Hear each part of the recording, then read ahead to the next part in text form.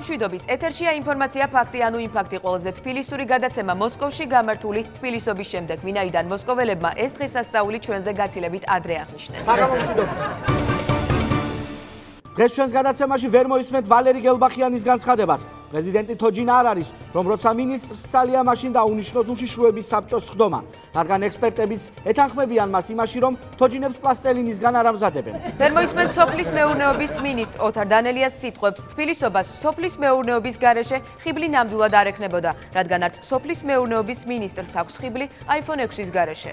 ვერ მოისმენთ მანანა კობახიძის განცხადებას. მთავრობა მიიჩნევს, რომ ქვეყნის მეტი პოპულარიზაციისათვის ლობისტური კომპანიების დახმარებაა საჭირო, რადგან მათ თეატრულ ოკეანზე უფრო მკაფიოდ განაცხადონ, რომ ოჯახური ძალადობა კრიმინალი არ არის, აცხადებენ ექსპერტები. როგორც ცნობილია, 25-26 ოქტომბერს საქართველოში თბილისობა აღინიშნა, რომლის აღნიშვნაც რუსეთში უფრო ადრე მოხდა ვიდრე ჩვენთან. ამასთან დაკავშირებით საქართველოს მთავრობამ მიიღო საპასუხო გადაწყვეტილება. მომავალ წელს თბილისში მოსკოვობა ბევრად უფრო ადრე აღინიშნოს, ვიდრე ეს რუსეთში მოხდება. გაჭირვებაში 2 მილიონზე მეტი ადამიანი გვყავს, განაცხადა დღეს საზოგადოებასთან შეხვედრისას პრემიერმა ღარიბაშვილმა. მისი ამ განცხადების შემდეგ ცნობილი ხდება მოსახლეობის აღწერის შედეგები, ანუ საქართველოს მოსახლეობის სრული რაოდენობა. მიხეილ სააკაშვილი ნიუ-იორკ ტაიმსში დაბეჭდილ პარლამენტის თავმჯდომარის დავით უსუფაშვილის სტატიას გამოეხმაურა. იქ გამოქვეყნებული სტატია იყო ჩემი ლანძღვა, ეს არის პროვინციალიზმი და უმეცრება. შიდა ამბავი, რომ გამოგაქვს გარეთ ეს სიველურია, მეტი არაფერი.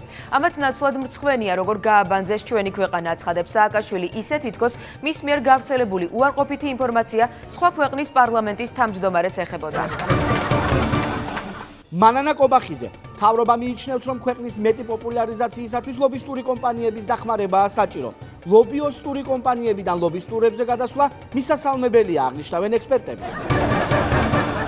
გიორგი მარგველაშვილი საქართველოს პრეზიდენტად არჩევიდან 1 წელი შესრულდა. მარგველაშვილი პრეზიდენტად 2013 წლის 27 ოქტომბერს აირჩიეს. წლის თავზე კი, როგორც ცნობილია, ქართული ტრადიციების მიხედვით ჭერი იხდება და გლოვა მთავრდება. იმედია, ქართულ ოცნებაში შავებსაც გაიხდიან, აღნიშნავენ ექსპერტები. ივანიშვილმა საქართველოს დააპრივატა და ქვეყანაში პროვინციული დიქტატურა დააწესა, განაცხადა VIP დიქტატორმა სააკაშვილმა.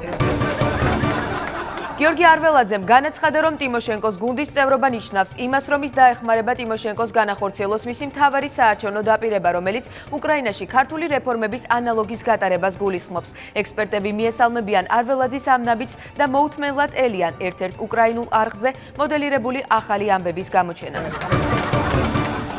მე შემიძლია ჩემი სახსრები გამოვყო ტელეფონისთვის, თუ ეს ვინმესთვის მორალურ პრობლემას წარმოადგენს.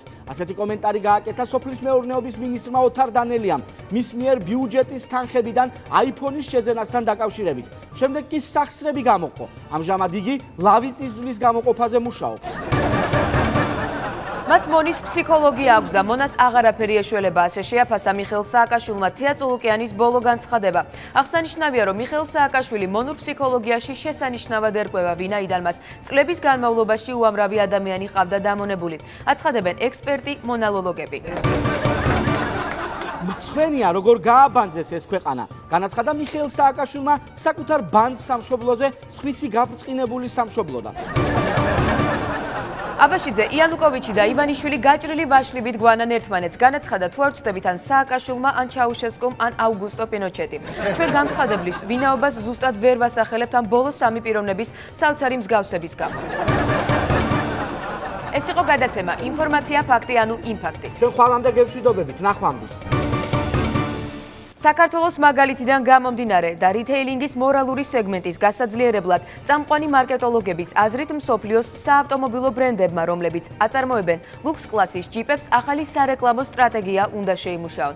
მაგალითად, შეიძინეთ ჩვენი ულტრა თანამედროვე ყველგანმავალი, რომელიც აღჭურვილია მოცურობის საწინააღმდეგო წამყვანი სისტემით, ტელემეტრიული დაკიდების სისტემით, ჰიბრიდული ძრავითა და 2 მილიონი გაჭირვებული ამომრჩევლის გაბრაზებული მზერით.